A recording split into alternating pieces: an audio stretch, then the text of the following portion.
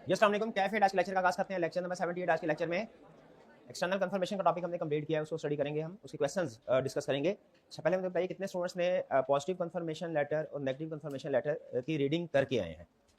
कितने स्टूडेंट्स ने? आधी क्लास करके, आधी स्टूडेंट्स ने नहीं किया। तो आपने उसको रीड करना है, ये ज़रूरी है। बाज़ बात क्या करता है, हमें कोई क्वेश्चन कोई फॉर्मेट दे के कहता है इसमें से एरर्स आइडेंटिफाई करो। तो किसी भी गिवन फॉर्मेट में से एरर्स आइडेंटिफाई करने के लिए ज़रूरी है कि आपने उसको एक दफ़ा पढ़ा हो, या आपको इतना कम से कम पता हो कि इस चीज़ के फॉर्मेट में कौन कौन सी इंफॉर्मेशन आती है, ताकि उसमें अगर कोई गड़बड़ है तो वो आप उसको आइडेंटिफाई कर सकें। कोई चीज़ नहीं आनी चाहिए वो है, या कोई चीज़ आनी चाहिए वो नहीं है, तो आप उसी सूरत में आइडेंटिफाई कर सकेंगे जब आपने या तो उस फॉर्मेट को पढ़ा होगा या आपको पता होगा कि इस चीज़ के फॉर्मेट में क्या क्या इंफॉर्मेशन होती है।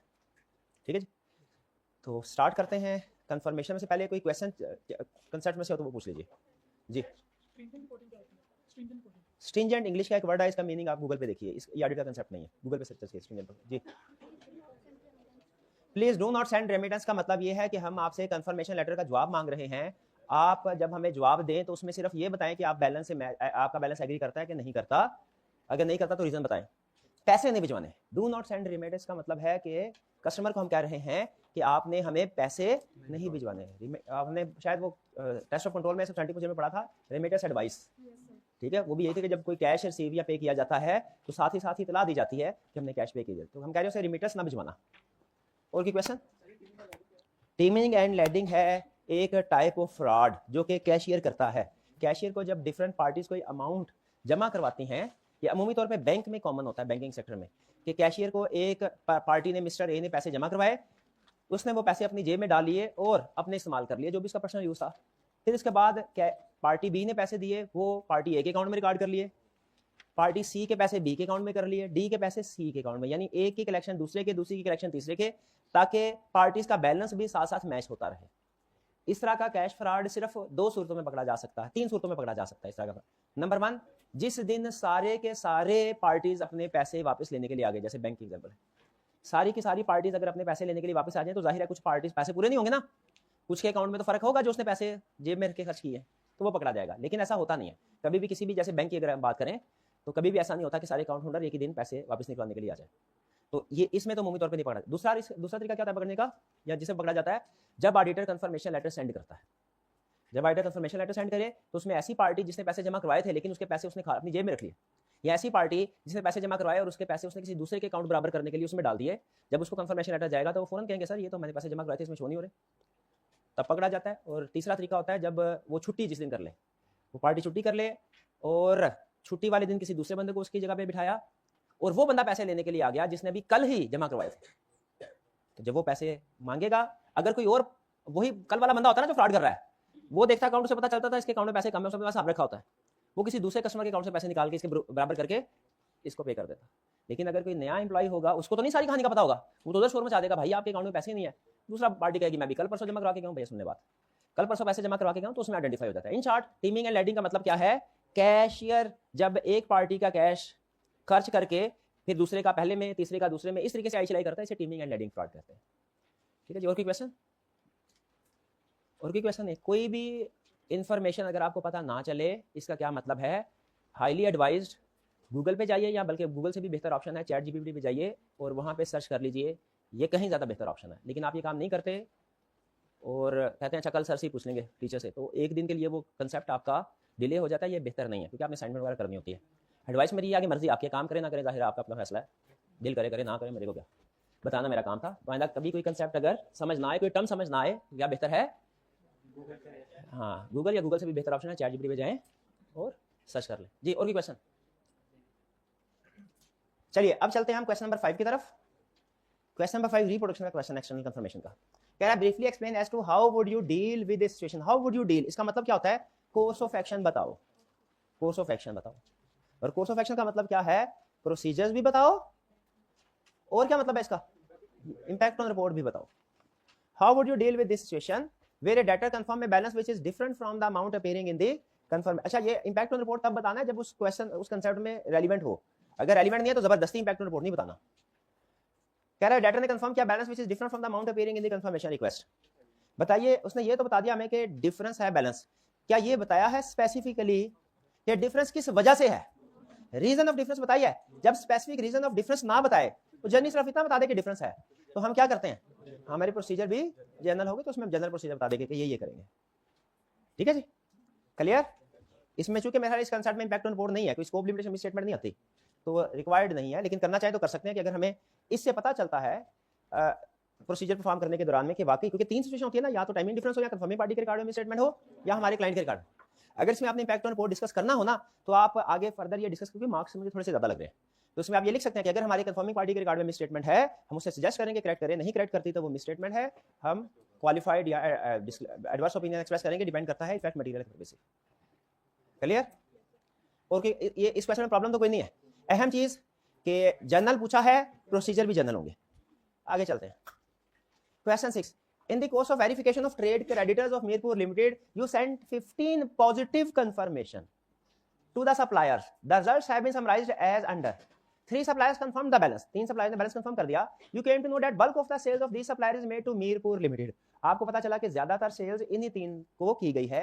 इसमें कोई प्रॉब्लम नहीं है, क्योंकि जाहिर है हमने कंफर्मेशन को पार्टीज को सेलेक्ट करते हुए मेजर पार्टीज को सेलेक्ट किया होगा। कह रहा है ये 3 मेजर पार्टीज है, इसमें कोई प्रॉब्लम नहीं है। कमेंट्स में शायद उसने कहीं किसी जगह एक जगह इस तरह की बात की हो, मे बी कंफर्म नहीं कि जिसमें वो कह रहा हो कि ये ज्यादा सेल्स है तो रिलेटेड पार्टी है। जहां तक मेरी अंडरस्टैंडिंग है, जिनको ज्यादा जो आपके मेजर कस्टमर या मेजर सप्लायर्स होते हैं, वो सिर्फ इस वजह से आपकी रिलेटेड पार्टी नहीं बनते कि वो मेजर कस्टमर या मेजर सप्लायर। लॉ में तो नहीं लिखा हुआ, अकाउंटिंग में मुझे कंफर्म नहीं, अकाउंटिंग में कहीं आपने रिलेटेड पार्टी का कंसेप्ट पढ़ा है? रिलेटेड पार्टी का कंसेप्ट पढ़ा है, तो उसमें ये रिलेटेड पार्टी बनती है, मेजर सप्लायर या मेजर कस्टमर लिखा हुआ है, मेजर सप्लायर या मेजर कस्टमर रिलेटेड पार्टी होगा वो नहीं। हाँ जी, मेरी भी, तो इसमें रिलेटेड पार्टी का कंसेप्ट नहीं आना चाहिए। कंफर्म कर दिया बैलेंस, क्या एविडेंस मिल गया? बिल्कुल सफिशिएंट एप्रोप्रिएट एविडेंस ऑब्टेन हो चुका। क्लियर। आगे चलते हैं। 5 suppliers confirm the balance over telephone. ये क्या होगा? ये एक्सेप्टेबल नहीं है, डेफिनेशन को मीट नहीं करता, फिर मजीद क्या करना आगे? हाँ, क्लाइंट को कहेंगे, रिक्वेस्ट करेंगे कि राइटिंग कंफर्म करे कंफर्मिंग पार्टी को। अगर कंफर्म कर दे ठीक है, अगर राइटिंग कंफर्म नहीं करते तो नॉन रिस्पांस स्टेट किया जाएगा। क्या नॉन रिस्पांस के प्रोसीजर में लिखने चाहिए सेकंड में? नहीं, इतनी डिस्कशन काफी है मेरा ख्याल है, वो एक्स्ट्रा हो जाएगी। और खासतौर पे नॉन रिस्पांस के जो प्रोसीजर है वो थर्ड में पूछ रहा है। किसमें? सेकंड में क्या लिखा हुआ है? हाँ, वो कह रहा है कि कंफर्मेशन नहीं है, लेकिन आपको पता है ओरल इंक्वायरी बहरहाल एविडेंस होती है, वीक एविडेंस है, तो कह रहा है कि आप कंफर्मेशन की रिक्वेस्ट भेजें जरूर, लेकिन ये जो ओरल एविडेंस है ना, इसको डॉक्यूमेंट कर लें। ये भी बहरहाल एविडेंस जरूर है, इंक्वायरी एविडेंस होता है ना, तो वीक है, एविडेंस है, इसको आप डॉक्यूमेंट जरूर कर लें। ये एक एडिशनल स्टेप है, क्योंकि बहरहाल एविडेंस, लेकिन कंफर्मेशन नहीं है। इंक्वायरी है, इसे इंक्वायरी के तौर पे डॉक्यूमेंट करना है तो कर लें, कंफर्मेशन के तौर पे नहीं कर सकते आप, उसके लिए आपको दोबारा रिमाइंडर रिक्वेस्ट भेजनी पड़ेगी। Third, no replies have been received from the remaining suppliers. जी, तो फिर क्या करेंगे? क्या अल्टरनेटिव प्रोसीजर का जिक्र करना चाहिए? क्या करेंगे? Cash received, cash paid. क्या करेंगे?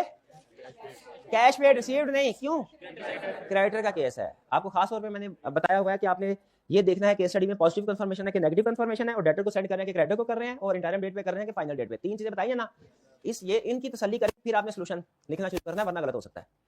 इसमें और भी प्रॉब्लम? चलिए आगे चलते हैं। क्वेश्चन 7। अच्छा, जब टेबल की शक्ल में इंफॉर्मेशन आ जाए ना, तो इससे याद रखिए क्वेश्चन कॉम्प्लेक्स नहीं होता। अगर आप इस टेबल को समझ जाए कि क्या इंफॉर्मेशन दी है, अगर इंफॉर्मेशन समझ लग जाए आपको, तो उसमें क्वेश्चन कॉम्प्लेक्स नहीं होता। ये टेबल दिया है, जाहिर आपको लग रहा होगा शायद काउंटिंग का क्वेश्चन, कुछ बात स्टूडेंट ये समझते हैं कि ऑडिट में भी काउंटिंग के क्वेश्चन टेस्ट करता है, क्यों? ये टेबल दे दिया, टेबल तो काउंटिंग के क्वेश्चन में होता है, तो ये तो काउंटिंग का, ऐसी बात नहीं है। टेबल इंफॉर्मेशन प्रेजेंट करने का तरीकाकार है। इंफॉर्मेशन को आप स्टेटमेंट फॉर्म में भी प्रेजेंट कर सकते हैं, उस इंफॉर्मेशन को आप टेबल फॉर्म में प्रेजेंट कर सकते हैं, प्रेजेंटेशन का तरीकाकार है। इसका ये मतलब नहीं है कि क्वेश्चन अगर टेबल है तो काउंटिंग का बन जाएगा, ऐसी बात नहीं। क्वेश्चन 7 सबसे पहले रिक्वायरमेंट की तरफ चलते हैं। रिक्वायरमेंट में से 3 पार्ट दिए। पहला, evaluate the decision regarding sending of negative confirmation. Evaluate यानी देखो सही फैसला किया कि नहीं किया। इवैल्यूएट द डिसीजन का मतलब देखो सही फैसला किया कि नहीं किया। कौन से वाला फैसला? Sending of negative confirmation. देखो क्या नेगेटिव कंफर्मेशन सेंड करने का फैसला सही था कि नहीं। इसमें मुझे बताइए, पार्टी उसने अपना डेटर्स की क्लासिफिकेशन की है। क्लासिफिकेशन को हम ऑडिट में क्या कहते हैं? स्ट्रैटिफिकेशन। पहली चीज मुझे ये बताइए, जब ये स्ट्रैटिफिकेशन होती है, मेरा तो ख्याल है चूंकि ये सारे डेटर्स ही हैं, इस पहले इस टेबल को हम समझ लेते हैं। मेरा तो ये ख्याल है चूंकि ये सारे डेटर्स ही हैं, तो क्लासिफिकेशन करने की जरूरत नहीं है। सारे के सारे डेटर्स को इकट्ठा करके फैसला करेंगे पॉजिटिव कंफर्मेशन सेंड करने की नेगेटिव। ऐसा याद रखें, क्लासिफिकेशन करना हमेशा बेहतर होता है प्रैक्टिस में। बल्कि अगर किसी एरिया में आपने स्ट्रैटिफिकेशन यानी क्लासिफिकेशन ना की हो, तो मैनेजर कहा करता है आपने गलत किया है, पहले स्ट्रैटिफिकेशन करें, क्लासिफिकेशन, फिर उसके बाद डिसाइड करें कि आपने फर्दर क्या प्रोसीजर परफॉर्म करना है, क्योंकि डिफरेंट क्लासेस की कैरेक्टरिस्टिक्स डिफरेंट हो सकती है, उस लिहाज से हो सकता है हमारा फैसला डिफरेंट हो। जैसे छोटी सी एग्जांपल मैं आपको देता हूं, फर्स्ट कीजिए आपने सेल्स को वेरीफाई करना है, एक तरीका तो एनालिटिकल प्रोसीजर से वेरिफिकेशन का है और एक तरीका है टेस्ट ऑफ डिटेल के जरिए। सब्सटेंटिव प्रोसीजर में दोनों एग्जांपल आती है ना, एनालिटिकल प्रोसीजर भी टेस्ट ऑफ डिटेल भी। फर्स्ट कीजिए आपको टास्क दिया गया कि एनालिटिकल प्रोसीजर परफॉर्म करना है, टेस्ट ऑफ डिटेल के जरिए वेरिफिकेशन करनी है, सॉरी सेल्स को वेरीफाई करना है, टेस्ट ऑफ डिटेल के जरिए वेरिफिकेशन करनी है, एनालिटिकल प्रोसीजर से नहीं। टेस्ट ऑफ डिटेल में आपके सामने सेल्स का सारा टी काउंट आ गया, 100 आइटम्स आपने उठानी है सैंपल, क्या आप पूरे के पूरे टी काउंट को सामने रख के उसमें से सैंपलिंग करेंगे या पहले क्लासिफिकेशन करेंगे? पहले क्लासिफिकेशन। आप और कुछ भी ना क्लासिफिकेशन करें, कम से कम ये बेसिक क्लासिफिकेशन तो हर एरिया में होती है कि टॉप 10 आइटम्स अलग कर दी, जो मेजर आइटम्स हैं वो अलग कर दी, और जो रिमेनिंग आइटम्स हैं वो अलग कर दी। आपको पता है हर ट्रांजैक्शन सेम अमाउंट की नहीं होती नॉर्मली, ठीक है, एक्सेप्शनल केस में कोई हो तो हो, वरना हर ट्रांजैक्शन सेम अमाउंट की नहीं होती। कुछ ट्रांजैक्शन, कुछ एक्सपेंसेस भी ऐसे हैं, इनकम भी ऐसी हैं, कुछ एक्सपेंसेस या इनकम हाई अमाउंट के होते हैं, कुछ लो अमाउंट के। तो जब भी आपने किसी चीज को वेरीफाई करना है, आपने हाई उसे असेंडिंग ऑर्डर में कर दिया, यस क्या कहते हैं, डिसेंडिंग ऑर्डर में। डिसेंडिंग ऑर्डर समझते हैं ना, हायर वाले ऊपर कर दी, लोअर वाले नीचे कर दी। अब मुझे बताइए कि सब में से सिलेक्शन, रैंडम सिलेक्शन कर लेनी चाहिए कि जो टॉप 20 आइटम्स हैं जो कि ओवरऑल पॉपुलेशन का हो सकता है 50-60% कवर कर रही हूं, उनमें से सबको सेलेक्ट कर लें टॉप की कैटेगरी, उसमें सबको सेलेक्ट कर लें और बाकियों में से रैंडम सिलेक्शन करें। बताइए क्या बेहतर है? क्या सब में से पूरी पॉपुलेशन को इकट्ठा करके रैंडम सिलेक्शन करनी चाहिए कि स्ट्रैटिफिकेशन करके जो बड़ी बड़ी वो करोड़ों वाली ट्रांजैक्शन है उनको तो सबको सेलेक्ट कर लें और जो बाकी लाखों हजारों वाली ट्रांजैक्शन है उनमें से सैंपल सेलेक्ट? क्या बेहतर अप्रोच है? सेकंड, क्लासिफिकेशन करना हमेशा बेहतर है, हमेशा जहां कहीं आप वेरिफिकेशन कर रहे हो क्लासिफिकेशन हमेशा करनी चाहिए, ध्यान रखिए।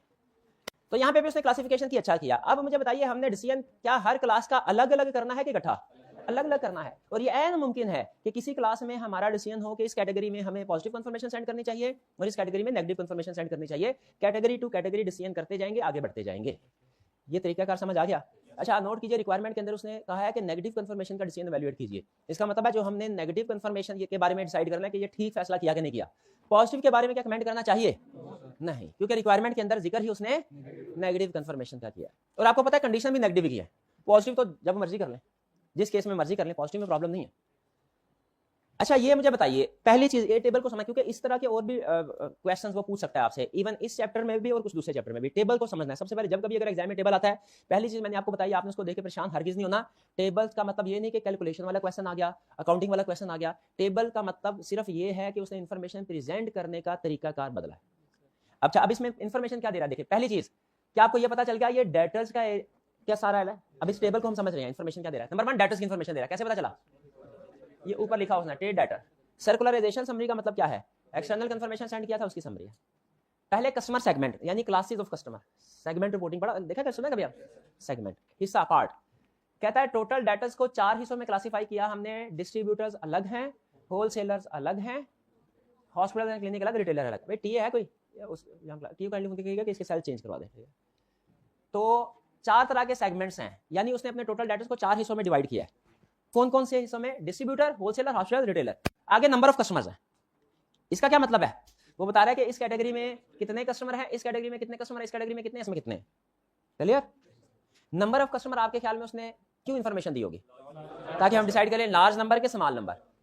लार्ज नंबर के स्मॉल, लार्ज नंबर होंगे तो नेगेटिव कंफर्मेशन अप्रोप्रिएट है, स्मॉल में पॉजिटिव। ठीक, ऐसा। फिर इसके बाद बैलेंस आउटस्टैंडिंग, ठीक है, बैलेंस आउटस्टैंडिंग। इसमें हमें बता रहे हैं हर कैटेगरी का कितनी अमाउंट आउटस्टैंडिंग है।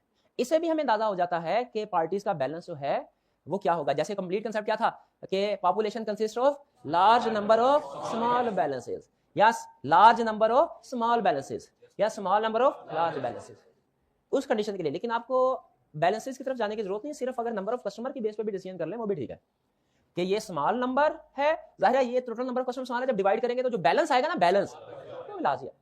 और ये अगर लार्ज नंबर है तो जब डिवाइड करेंगे तो बैलेंस में स्मॉल है। तो बिला वजह 2 स्टेप्स में कैलकुलेशन करने की जरूरत नहीं, एक स्टेप में ही कंफर्म हो जाता है। ये बैलेंसेस करिए। फिर कंफर्मेशंस कवर्ड, इसमें क्या बता रहा है? कंफर्मेशंस कवर्ड के कितने पार्टीज को कंफर्मेशन लेटर सेंड किया।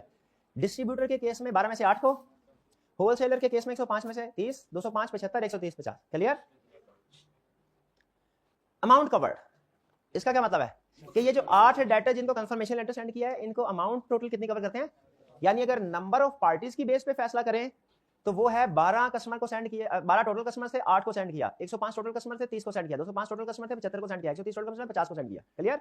और ये आगे उसने अमाउंट दी हुई है। अगर अमाउंट्स में आप देखना चाहें तो आप कहेंगे 75,200 टोटल थे, इसमें से 70,500 अमाउंट को कंफर्मेशन लेटर सेंड किया, 52,500 टोटल अमाउंट थी, इसमें से 12,500 को सेंड किया, 31,200 टोटल अमाउंट थी, 20,300 को सेंड किया, 12,500 टोटल थी, 7,000 को सेंड किया। क्लियर? ये मतलब समझ, अमाउंट्स में जाने की जरूरत नहीं होती, आप सिर्फ अपने डिसीजन नंबर ऑफ कस्टमर की बेस पे भी कर रहे हैं, वो भी ठीक है। तो ये मेरे ख्याल में, मेरा ख्याल है, कंफर्म नहीं लेकिन मेरा ख्याल है हाईली प्रोबेबल कि हमें बैलेंसेस आउटस्टैंडिंग या ये जो अमाउंट कवर्ड है इस इंफॉर्मेशन की जरूरत पड़ेगी नहीं, लेकिन अगर पड़ेगी तो हमें पता है इसका मतलब क्या है। नेचर ऑफ कंफर्मेशन पॉजिटिव या नेगेटिव, अच्छा ये हमारे लिए सबसे अहम है क्योंकि रिक्वायरमेंट के लिहाज से हमने कमेंट इसी के ऊपर करना है। बताइए क्या चारों के ऊपर कमेंट करना है, सही भेजा कि नहीं, इनके ऊपर कमेंट करना है, बी और ये सी और डी, हॉस्पिटल एंड क्लिनिक्स और रिटेलर्स के ऊपर। कंफर्मेशन रिसीव्ड, कितने की कंफर्मेशन रिसीव्ड हुई? 12 में से 7, सॉरी 8 में से 7, कितना में मसला है? 30 में कितनी कंफर्मेशन हुई? 8, 28 कितना में मसला है? 2 में। 75 में से कितनी कंफर्मेशन हुई? कितना में मसला है? 4 में। ये बताना चाह रहा था आपको। 70 वो डिफरेंट कंसेप्ट है पॉजिटिव का, नेगेटिव का। नेगेटिव में जिनका जवाब आता है वो डिसएग्रीमेंट है, उनमें प्रॉब्लम है, उन पे काम करने की जरूरत है। होलसेलर वाले केस में जिन 2 का जवाब नहीं आया उन पे काम करने की जरूरत है, लेकिन हॉस्पिटल एंड क्लिनिक्स में जिनका 4 का जवाब आया उन 4 पे काम करने की जरूरत है। क्यों भला? नेगेटिव कंफर्मेशन में जवाब आना गलत है, नेगेटिव है। क्लियर? इस चीज का ध्यान रखना है। एक्सेप्शन रेट कैलकुलेट अगर हम करें ना तो शायद हॉस्पिटल एंड क्लिनिक में जो एक्सेप्शन रेट कैलकुलेट करेंगे ना वो करेंगे 4 की बेस पे, 4 की बेस पे, ठीक है, यानी ये जो टोटल है। लेकिन अगर होलसेलर में कैलकुलेट करेंगे तो 28 की बेस पे नहीं करेंगे, बल्कि देखेंगे हाँ जी कितना, हाँ जी कितने में प्रॉब्लम है। प्रॉब्लम 28 में नहीं है, 2 में है, या 28 में भी शायद कुछ ऐसे होंगे जिन्होंने आगे डिसएग्रीमेंट की कहा होगा। ये पॉजिटिव नेगेटिव में फर्क बताना था। रिटेलर्स में 50 का भेजा और 12 का है। क्लियर? अच्छा अब पढ़ते हैं। अब ये डाटा सारा टेबल सारा समझ आ गया कि नहीं आया? रिक्वायरमेंट क्या है, कैसे करना है, अलग बात, मुझे बताया टेबल समझ आ गया आपको। आगे चलते हैं। रिक्वायरमेंट में वैल्यूएट द डिसीजन रिगार्डिंग, ये हमें पता चल गया, हमने बताना है। फिर कह रहे हैं determine the course of action the auditor should consider in case of balance agreed, balance not agreed and replies not received. 3 cases उसने बताए हैं कि बैलेंस एग्रीड के केस में बताएं क्या करेंगे, नॉट एग्रीड और रिप्लाईज नॉट रिसीव्ड के केस में क्या करेंगे। अब देखें यहाँ पे रिक्वायरमेंट के अंदर तो उसने स्पेसिफिक रीजन नहीं बताई बैलेंस नॉट एग्रीड की, ठीक है। ऊपर अगर किसी क्वेश्चन के किसी हिस्से में जो बैलेंस नॉट एग्रीड की उसने हमें स्पेसिफिक रीजन बताई तो हम उस स्पेसिफिक रीजन के मुताबिक स्पेसिफिक प्रोसीजर लिखेंगे, ऐसा ही है। लेकिन अगर उसने पूरे क्वेश्चन में ना रिक्वायरमेंट में ना ऊपर क्वेश्चन में कहीं पे भी स्पेसिफिक रीजन ऑफ डिसएग्रीमेंट ना बताई, फिर क्या करेंगे? जनरल लिखेंगे। एग्रीड जी? चलिए अब हम चलते हैं आगे।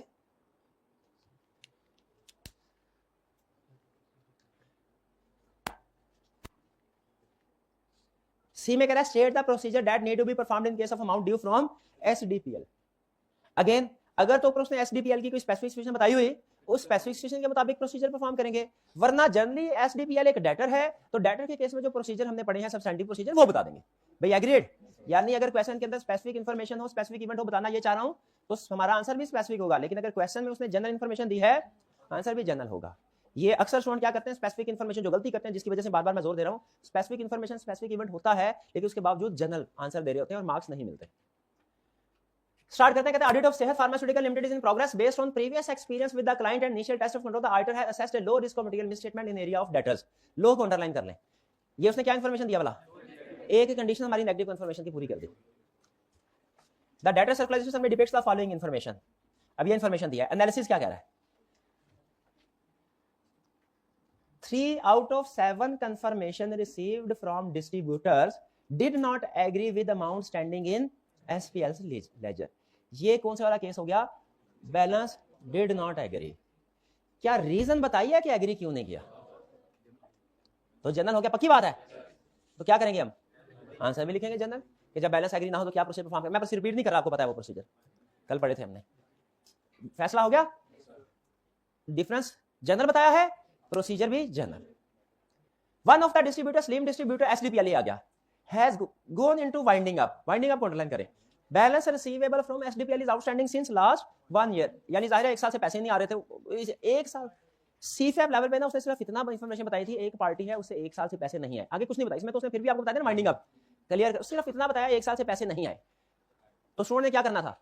उन्होंने कहा भैया बैड डेट है, प्रोविजन रिकॉर्ड करो इसकी। यहां पे उसने क्लियर कर दिया बाइंडिंग का। अच्छा ये डेटर है, अब मुझे बताइए मैं एसडीपीएल के कंटेक्स्ट में जो प्रोसीजर परफॉर्म करूं तो जनरल कर दूं कि डेटर्स होना हमारा वो कंफर्मेशन लेटर सेंड करनी है, इनवॉइसेस चेक करनी है वगैरह वगैरह, सारे प्रोसीजर रिकंसिलिएशन बनानी है वगैरह, सारे प्रोसीजर लिख दूं कि उसने इस डेटर की कोई स्पेसिफिक सिचुएशन बता दी है। क्या स्पेसिफिक सिचुएशन बताई है? बाइंडिंग का चला गया। क्या डेटर्स के जनरली सारे प्रोसीजर लिख दूं कि किसी स्पेसिफिक एरिया पे फोकस करना है? कौन सा एरिया? वैल्यूएशन ऑफ डेटर्स के ऊपर, प्रोविजन फॉर बैड डेट के ऊपर। इसके अलावा कोई भी प्रोसीजर लिखेंगे वो गलत हो जाए, क्योंकि यहां पे उसने स्पेसिफाई कर दिया कि ये डेटर में मसला क्या है। डन जी। ये दूसरी रिक्वायरमेंट भी हो गई कि उसने कहा था एसडीपीएल के केस में क्या करना है। ये लाइट्स ऑफ कर दें, ये वाली लाइट्स भी ऑफ कर दीजिए, ये वाली, ये किधर इधर से होंगी, इधर से ट्राई करें, तो एक एक करके ट्राई कर लें जहां पे बट ठीक है, ये करने दें। हाँ आगे भी ट्राई कर लें बट ठीक है, आगे भी ठीक है। चलिए नेक्स्ट। अब इसके बाद replies received from hospitals and hospital did not agree with the balances, ठीक है। Outstanding in SPL record, however the difference were reconciled by the audit staff. इसमें कोई हमें मजीद प्रोसीजर बताने की जरूरत तो नहीं, डिफरेंस था, रिकंसाइल हो गया। फिर कह रहा है all the 12 confirmation received from the retailer show disagreement with records of SPL, however only 2 could be reconciled. अच्छा अब देखिए, अब हम इवैल्यूएट करते हैं, ये नीचे हमने पार्ट बी और सी कर लिया, पहले तो ये एग्री कर ले। सी वाला पार्ट क्या हमने कर लिया, इसमें स्पेसिफिकली डेटर्स के सारे प्रोसीजर लिखने थे कि स्पेसिफिक टू सिचुएशन, और सिचुएशन कौन सी थी? वाइंडिंग अप वाली, बैड डेट वाली, ओके। दूसरा, अगर एग्री करे बैलेंस तो क्या करना है, डिसएग्री करे तो क्या करना है, रिप्लाई रिसीव ना हो तो क्या करना है। इसमें देखिए बैलेंस एग्री है तो सिंपल, कोई और काम करने की जरूरत। रिप्लाई रिसीव नहीं हुआ, हाँ तो अल्टरनेटिव, डेटर वाला केस है ना, अल्टरनेटिव प्रोसीजर की तरफ जाएंगे। लेकिन इसमें ये रखना, अगर पॉजिटिव कंफर्मेशन का जवाब नहीं आया तो अल्टरनेटिव प्रोसीजर, नेगेटिव का जवाब नहीं आया तो कोई प्रोसीजर नहीं। बैलेंस नॉट एग्रीड डिपेंड करता है स्पेसिफिक रीजन गिवन है या नहीं। यहाँ पे स्पेसिफिक रीजन गिवन नहीं थी तो हमने जनरल प्रोसीजर लिख दिया। क्लियर? इन शॉर्ट बताना चाह रहा हूँ, बी भी हमने कर लिया, सी भी कर लिया, फोकस अब किस पे करना है, और यही ज्यादा है मैं case study point of view से।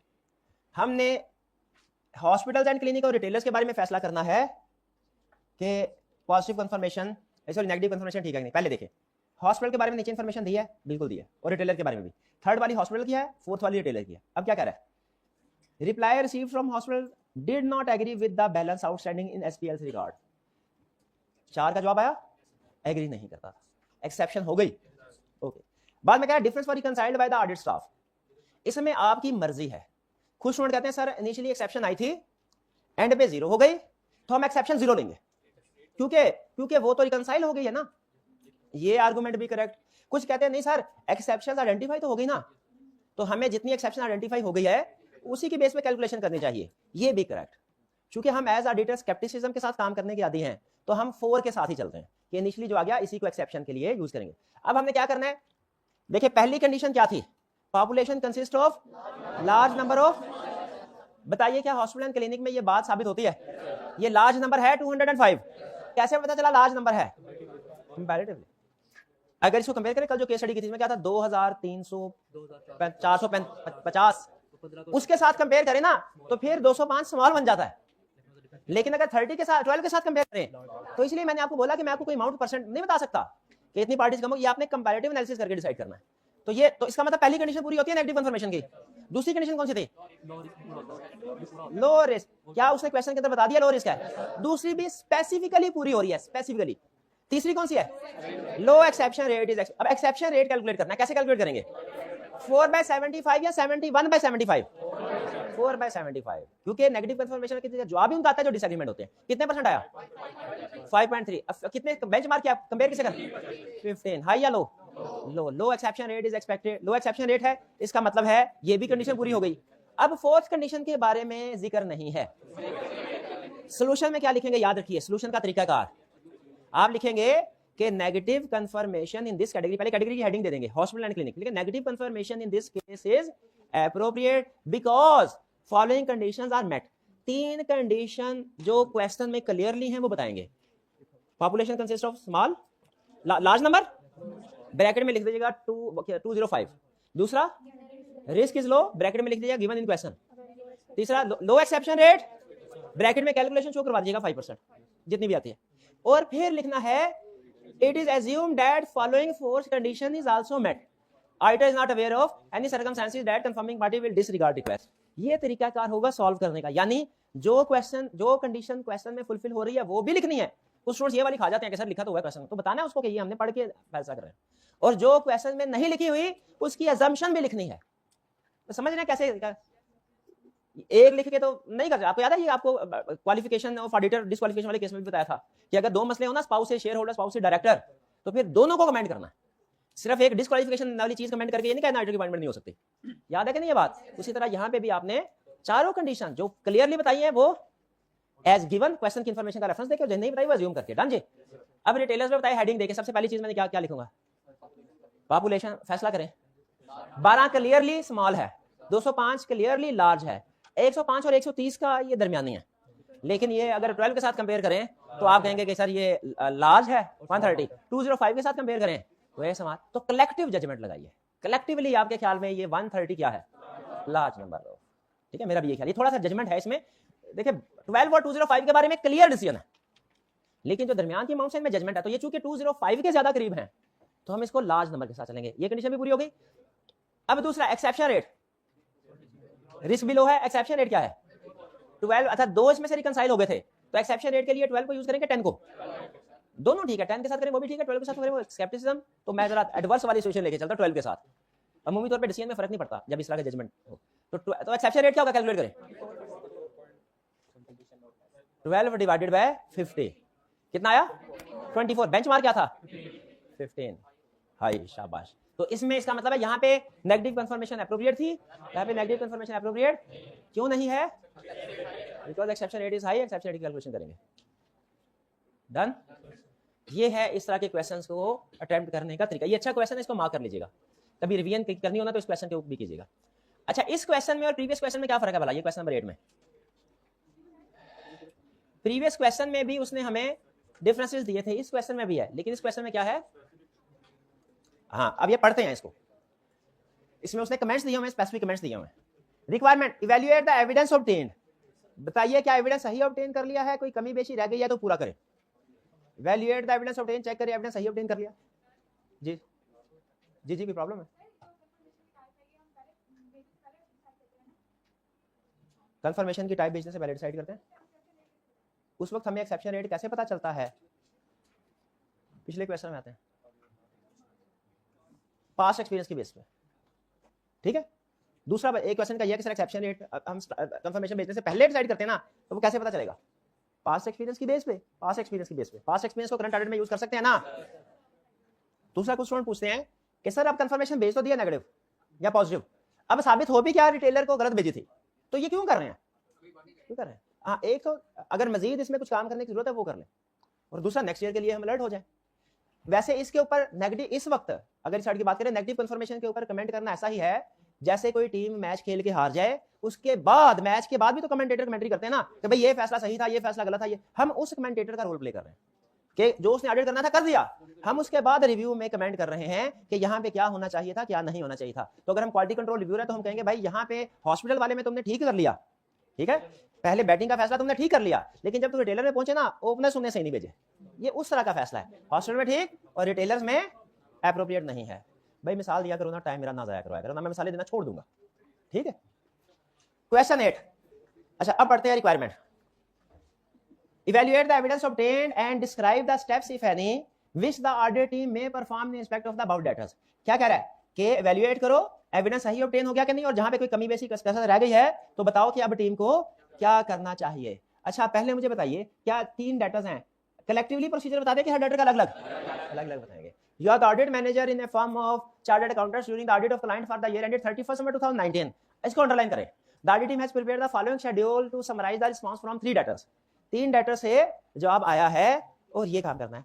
पहली चीज, इनको पढ़ने से भी पहले ये फैसला करके मुझे बताइए इंटरम ऑडिट पे कंफर्मेशन सेंड हुई है या कि फाइनल ऑडिट पे?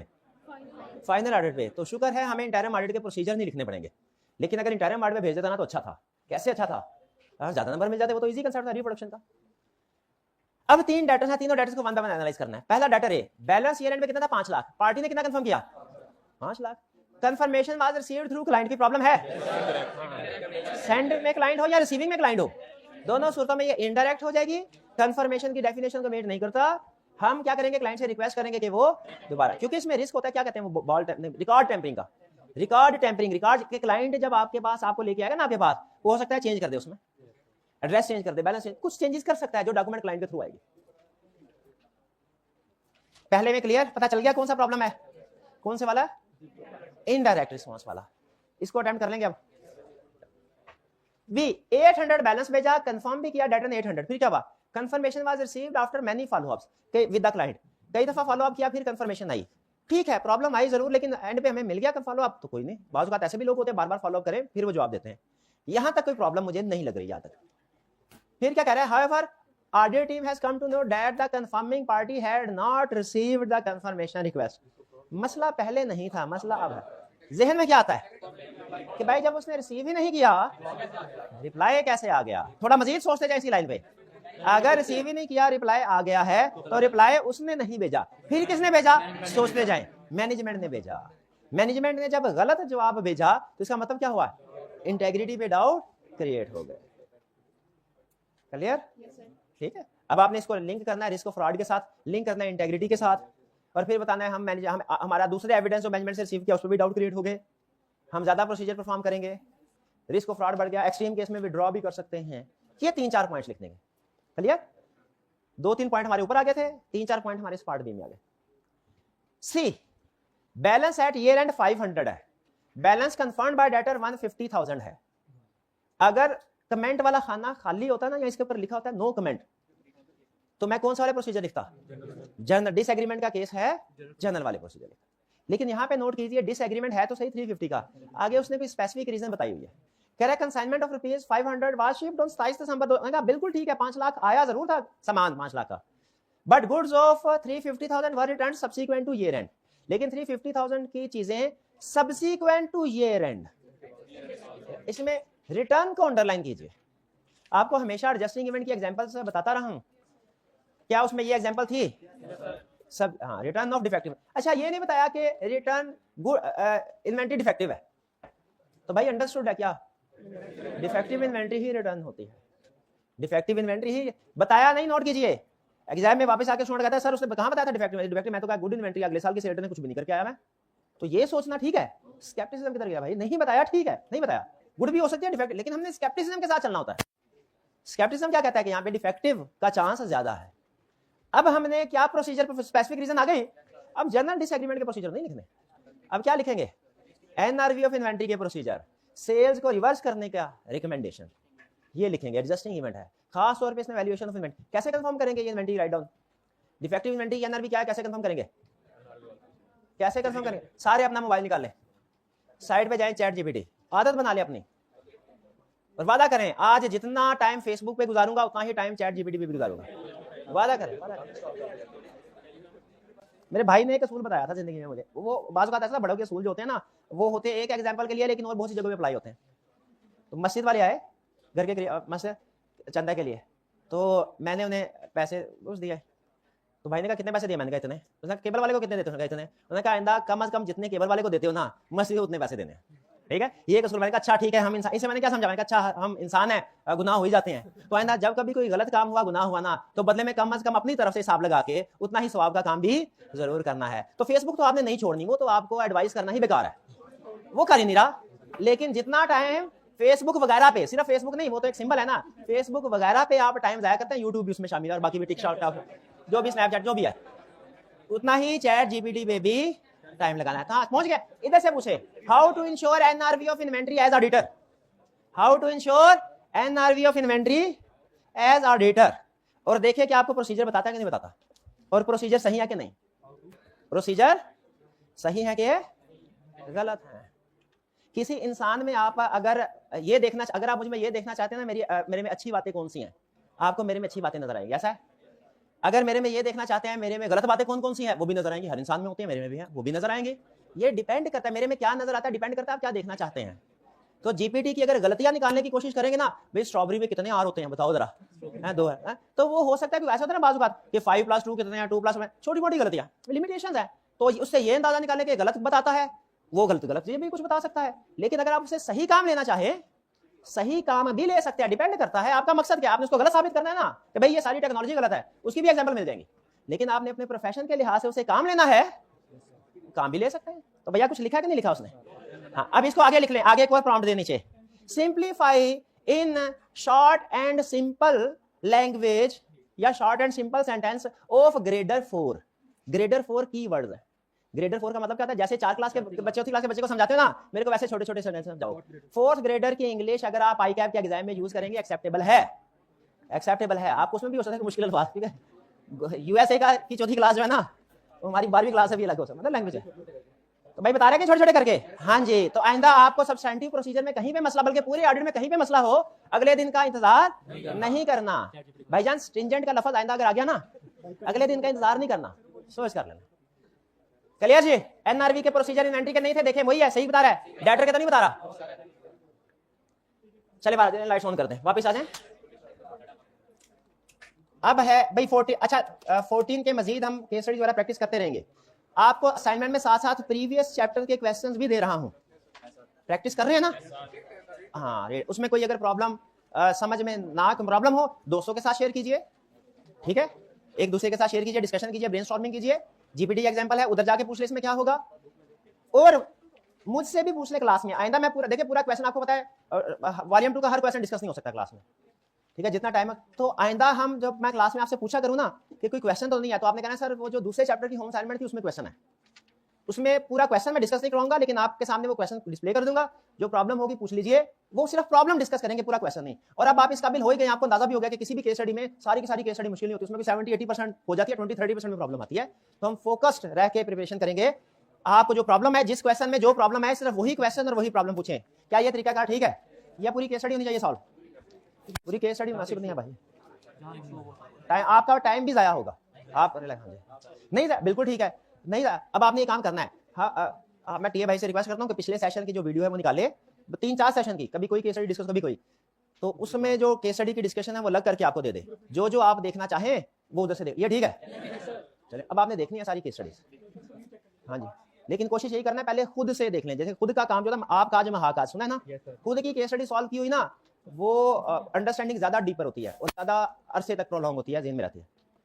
नेक्स्ट चैप्टर है चैप्टर 15 एनालिटिकल प्रोसीजर। अगर आपको याद हो तो हमने 7 प्रोसीजर स्टडी किए थे चैप्टर 3 में, inquiry, observation, inspection, reperformance, recalculation, external confirmation, analytical procedure. External confirmation के बाद नेक्स्ट जो था एनालिटिकल प्रोसीजर, वो यही है। डेफिनेशन आप पढ़ चुके हैं, बेसिक कांसेप्ट पढ़ चुके हैं, हमने उसी डेफिनेशन की बेस पे इस कांसेप्ट को आगे लेके चलना। ये आपको ये थोड़ा डिटेल बताएगा कि प्रैक्टिस में एनालिटिकल प्रोसीजर कैसे परफॉर्म होते हैं। सबसे अहम चीज जो चैप्टर में उसने बताई है ना, वो लर्निंग ऑब्जेक्टिव 2 में बताई है, ठीक है। 1 तो बिल्कुल सरसरी जनरल सा है, रीड करते जाए वो क्लियर होता जाता है। 2 में कुछ टेक्निकल कांसेप्ट्स हैं, 3 और 4 ये इजी है, मतलब ये सेल्फ एक्सप्लेनेटरी है। इस चैप्टर में सबसे अहम जो लर्निंग ऑब्जेक्टिव है कौन सा है? 2, जिसमें वो बताता है कि जब आपने एनालिटिकल प्रोसीजर परफॉर्म करने हैं, स्टेप बाय स्टेप कैसे काम करना है। जैसे एक्सटर्नल कंफर्मेशन में एक जगह पे उसने बताया था ना कि एक्सटर्नल कंफर्मेशन सेंड करना है आपने, तो फैसला कीजिए टाइमिंग क्या होगी, पार्टीज कौन सी होंगी, इन्फॉर्मेशन कौन सी कंफर्म करवानी है, टाइप ऑफ कंफर्मेशन कौन सी है, पॉजिटिव नेगेटिव, कंफर्मेशन सेंड करो, फिर जो जवाब है, ये सारा पढ़ा था ना। उसी तरह एनालिटिकल प्रोसीजर में भी आपको बताएगा कि जब आपने एनालिटिकल प्रोसीजर परफॉर्म करने हैं, 4 कंडीशन, स्टेप नंबर 1 ये देखो, ये काम करो, स्टेप नंबर 2 ये काम करो, स्टेप नंबर 3 में ये काम करो, स्टेप नंबर 4 में ये काम करो। अगर हो जाए सारा काम तो ठीक, यहीं पे खत्म कर दो। अगर कोई गड़बड़ नजर आई है तो 5वां स्टेप भी है लर्निंग ऑब्जेक्टिव 3, ये भी कर लेना, ये भी कर लेना, ठीक है जी। तो ये उसने हमें कुछ, ये स्ट्रक्चर है इस चैप्टर का। स्टार्ट करते हैं इसको पढ़ना। सबसे पहले लर्निंग ऑब्जेक्टिव 1, डेफिनेशन देखिए। क्या ये डेफिनेशन आपने पहले पढ़ी है? Analytical procedure means evaluation, evaluation मतलब वेरिफिकेशन करना, किसकी वेरिफिकेशन करना? फाइनेंशियल इंफॉर्मेशन की। इसका मतलब है ये इनकम स्टेटमेंट या बैलेंस शीट की फिगर्स को वेरीफाई करने के लिए तो एनालिटिकल प्रोसीजर परफॉर्म हो सकते हैं। डिस्क्लोजर्स को, नोट्स, अकाउंट्स को वेरीफाई करने के लिए एनालिटिकल प्रोसीजर परफॉर्म नहीं होते, क्योंकि वो नॉन फाइनेंशियल इंफॉर्मेशन होती है ना disclosure. Evaluation, analytical procedure evaluation of financial information, किसको वेरीफाई करना है? इनकम स्टेटमेंट, बैलेंस शीट की फिगर को। फाइनेंशियल इंफॉर्मेशन से मुराद है कैसे करना है? Through plausible relationship with other financial and non financial information and comparison. 2 चीजों से, प्लॉजिबल रिलेशनशिप से और कंपैरिजन। कंपैरिजन उसने आगे एक्सप्लेन नहीं किया, वो आपको पता है कंपैरिजन आसान है क्या? पिछले साल की सेल्स को इस साल की सेल्स से कंपेयर करो, ज्यादा के कम है, क्यों है? पिछले साल की परचेज को कंपेयर करो, ज्यादा कम क्यों है? एक्सपेंस को कंपेयर करो, ज्यादा कम क्यों है? डेटर्स को इस साल के डेटर्स से कंपेयर करो, ज्यादा कम क्यों है? सिर्फ पिछले साल की फिगर को इस साल की फिगर के साथ मिला के देखना कि ट्रेंड इंक्रीज है कि डिक्रीज है, ये है कंपैरिजन। प्लॉजिबल रिलेशनशिप ये नहीं है। प्लॉजिबल रिलेशनशिप होता है, आपने शायद कभी एक अकाउंटिंग में टर्म सुने, हॉरिजॉन्टल एनालिसिस, वर्टिकल एनालिसिस, कभी सुने? रिलेशनल कंपैरिजन है हॉरिजॉन्टल एनालिसिस, इस साल की फिगर का पिछले साल की फिगर के साथ कंपैरिजन। ऐसे वैसे तो ना 2021 की, 2022 की, 2000 इसी तरीके से चलता है। तो ये जब हमने सेल्स का पिछले सालों का एनालिसिस करें तो ये हॉरिजॉन्टल, और जो प्लॉजिबल रिलेशनशिप है ये वर्टिकल, यानी एक ही साल की किसी ऊपर वाली इंफॉर्मेशन का किसी नीचे वाली इंफॉर्मेशन के साथ लिंक बना के रिलेशनशिप बना के वैल्यूएशन करने, जैसे सेल्स को डेटर के साथ। क्या सेल्स और डेटर का प्लॉजिबल रिलेशनशिप? प्लॉजिबल रिलेशनशिप का मतलब होता है प्रेडिक्टेबल रिलेशनशिप। इससे भी आसान लफ्ज को रिलेशन होना। को रिलेशन समझ, जब एक चीज बढ़े दूसरी चीज भी बढ़े, को रिलेशन है। जब एक चीज बढ़े दूसरी पे कोई फर्क ना पड़े, को रिलेशन नहीं है। तो प्लॉजिबल रिलेशनशिप हम कहते हैं फाइनेंशियल स्टेटमेंट के उन दो एरियाज को जिनका आपस में को रिलेशन हो। जैसे सेल बढ़ने से डेटर भी बढ़ते हैं, को रिलेशन है, एनालिटिकल प्रोसेस परफॉर्म हो सकते हैं। फिक्स एसेट बढ़ने से डेप्रिसिएशन बढ़ता है, को रिलेशन है। डेटर्स बढ़ने से प्रोविजन फॉर बैड डेट बढ़ती है, को रिलेशन है। सेल बढ़ने से प्रोविजन वारंटी फॉर प्रोविजन, को रिलेशन है।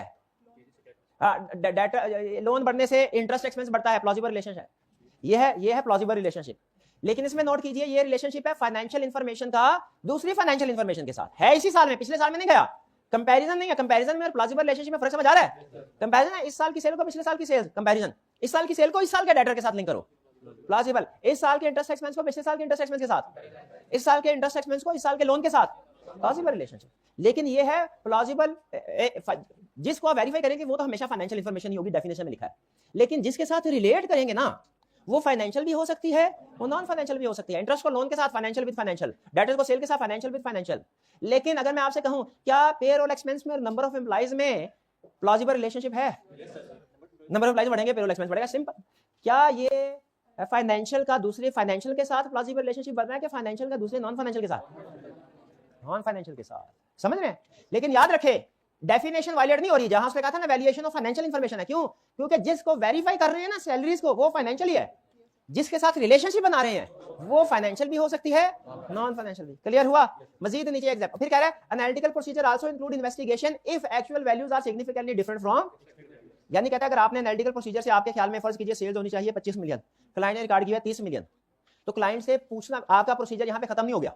अगर आपने एनालिटिकल प्रोसीजर अंदाजा लगाया सेल्स होनी चाहिए 25 मिलियन, है 25 मिलियन ही, या 2-4 हजार ऊपर नीचे है, तो आपको एविडेंस मिल गया, आपका प्रोसीजर यहां पे खत्म हो गया। लेकिन अगर आपने कैलकुलेशन की 25, क्लाइंट ने रिकॉर्ड की हुई है 30, डिफरेंस आ गया, और ये डिफरेंस सिग्निफिकेंट है, इमटेरियल नहीं है, सिग्निफिकेंट है, तो आपका एनालिटिकल प्रोसीजर अभी खत्म नहीं हुआ। आपने एक नेक्स्ट स्टेप करना है। नेक्स्ट स्टेप क्या है? इन्वेस्टिगेशन। क्लाइंट से जाके पूछना है ये फर्क किस वजह से है। ये नॉर्मल हालात में क्लाइंट से इन्वेस्टिगेशन करें ना, वो इंक्वायरी की डेफिनेशन में आता है नॉर्मल हालात। लेकिन अगर एनालिटिकल प्रोसीजर की कैलकुलेशन करके पूछ रहे हैं तो ये क्या होगा? ये एनालिटिकल प्रोसीजर की डेफिनेशन में आएगा। नॉर्मल इन्वेस्टिगेशन इंक्वायरी में जाती है, क्लाइंट से कुछ भी पूछे। एनालिटिकल प्रोसीजर के रिजल्ट को सामने रख के क्लाइंट से जो पूछेंगे, चूंकि वो एनालिटिकल प्रोसीजर के साथ लिंक्ड है, उस इन्वेस्टिगेशन को भी हम एनालिटिकल प्रोसीजर ही कहेंगे। क्लियर जी? ये बता रहा हूं डेफिनेशन में उसने ये क्यों लिखा हुआ है इन्वेस्टिगेशन का। डेफिनेशन समझ आ गया? आगे एग्जांपल्स क्या है? एग्जांपल्स को भी दो हिस्सों में बता रहा है। क्या एग्जांपल? प्लॉजिबल रिलेशनशिप की एग्जांपल अलग बता रहा है, कंपैरिजन की अलग। प्लॉजिबल रिलेशनशिप क्या है? एक फाइनेंशियल का दूसरी फाइनेंशियल के साथ। पहले दूसरी एग्जांपल क्या है? एक फाइनेंशियल का दूसरी, ये एग्जांपल बता चुका हूं मैं।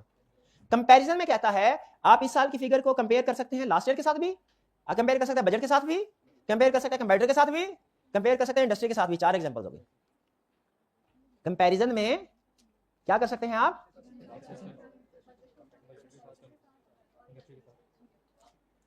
क्लियर? अब एक टेक्निकल बात है, सोच रहा हूं यहां पे बताऊं कि ना बताऊं। चले मैं कोशिश करता हूं। समझ आ गई तो ठीक है, ना समझ आई तो ना सही।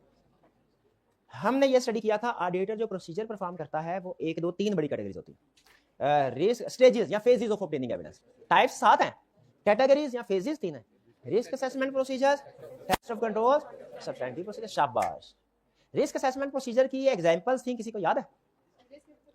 नहीं तो वो तो risk at financial statement level, risk at asset level, वो तो थे टाइप्स ऑफ रिस्क या level of risk.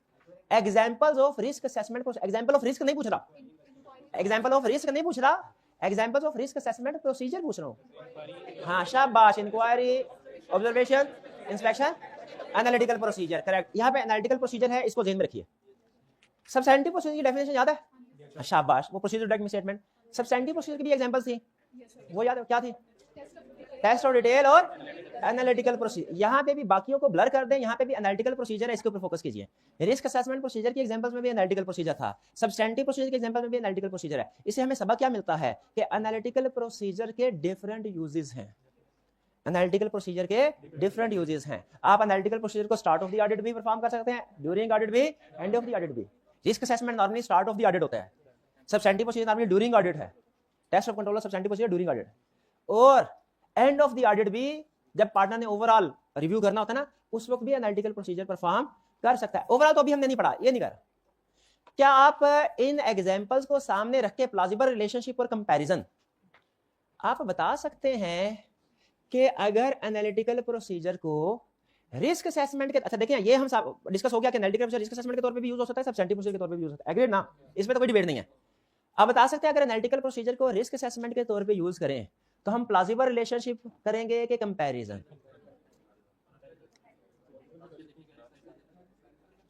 Risk assessment, hint देता हूं, जब आपने चैप्टर 10 में रिस्क असेसमेंट के क्वेश्चन किए थे तो उसमें उसने 2 सालों की बाजुकात फिगर्स दी होती थी और आप कहते थे, रिस्क आइडेंटिफाई करते थे, पिछले साल सेल्स ज्यादा है, इस साल सेल्स कम है, वैल्यूएशन ऑफ इन्वेंट्री और वैल्यूएशन ऑफ फिक्स्ड, पिछले साल सेल्स कम थी, इस साल सेल्स ज्यादा है, अकरेंस ऑफ सेल्स में रिस्क है, ये करते थे।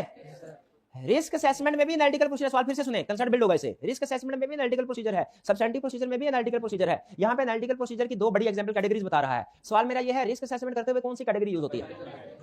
रिस्क असेसमेंट करते हुए कंपैरिजन, कंपैरिजन कंपेयर करते हैं इस साल के एक्सपेंस, नॉर्मली, ज्यादातर कह ले, ज्यादातर, हमेशा नहीं, ज्यादातर।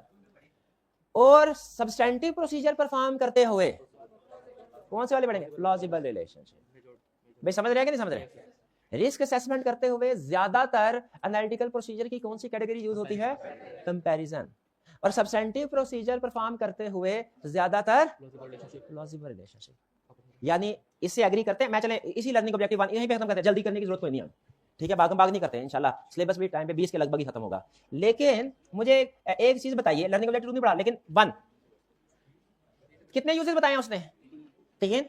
रिस्क असेसमेंट में भी, सब्सटेंटिव में भी, ओवरऑल कंक्लूजन भी। बाकी नीचे रटे वाला पॉइंट है, ये रटा लगा लीजिएगा, मेन कंसेप्ट बिल्ड कर रहा हूं। रिस्क असेसमेंट में मकसद क्या होता है? अंडरस्टैंडिंग ऑफ एंटिटी ऑब्टेन करके रिस्क आइडेंटिफाई करना। सब्सटेंटिव प्रोसीजर में मकसद क्या होता है? Verification, evidence, sufficient appropriate evidence obtain करना कि इस एरिया में मिसस्टेटमेंट है कि नहीं। Overall conclusion review, last phase of audit में हम डी एनालिटिकल प्रोसीजर परफॉर्म करते हैं। किस लिए? क्योंकि पार्टनर ने तसल्ली करनी होती है कि सारे एरियाज एक दूसरे के साथ प्लॉजिबल तरीके से मैच करते हैं कि नहीं, कोई ज्यादा डिफरेंस तो नहीं।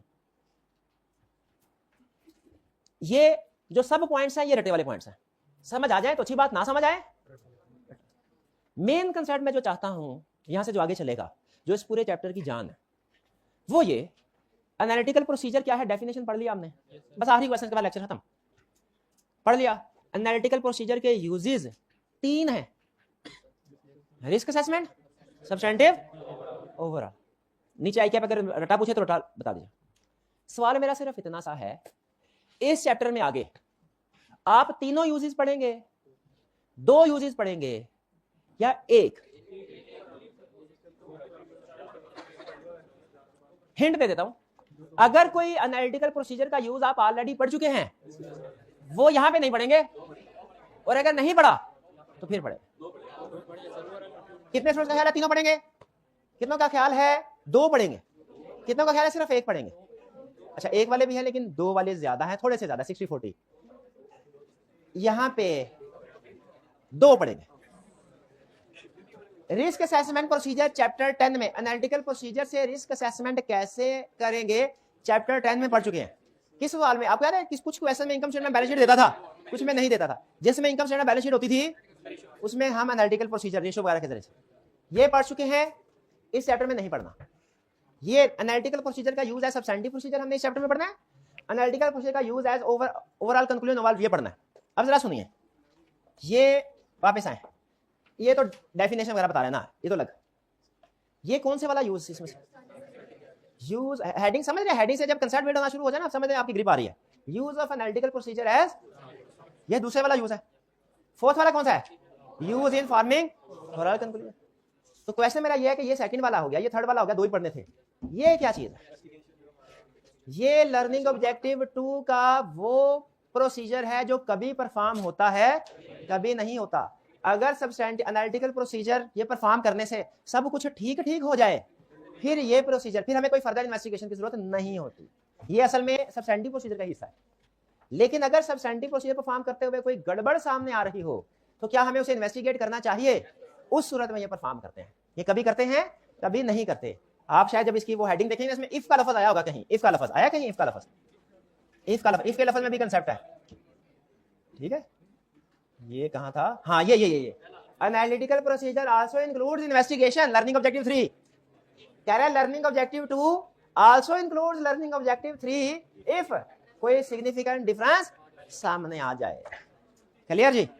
आज टारगेट था 3 बढ़ाना है, लेकिन 2 बढ़ाना है, लेकिन नहीं बढ़ा रहा, कोई बात नहीं, कल कर लेंगे। भागम भाग सारे सेशन में भागम भाग नहीं ना की, एंड में भी इंशाल्लाह नहीं, ठीक है। हाँ, असाइनमेंट आपने करते जाना है, असाइनमेंट में मेरा रिस्क है, रिटन फॉर्म में असाइनमेंट करते जाना है, रिटन फॉर्म में असाइनमेंट करते जाना है। अमूमी तौर पे आपको पता है कौन से वाले चैप्टर्स में स्टूडेंट की परफॉर्मेंस वीक होती है?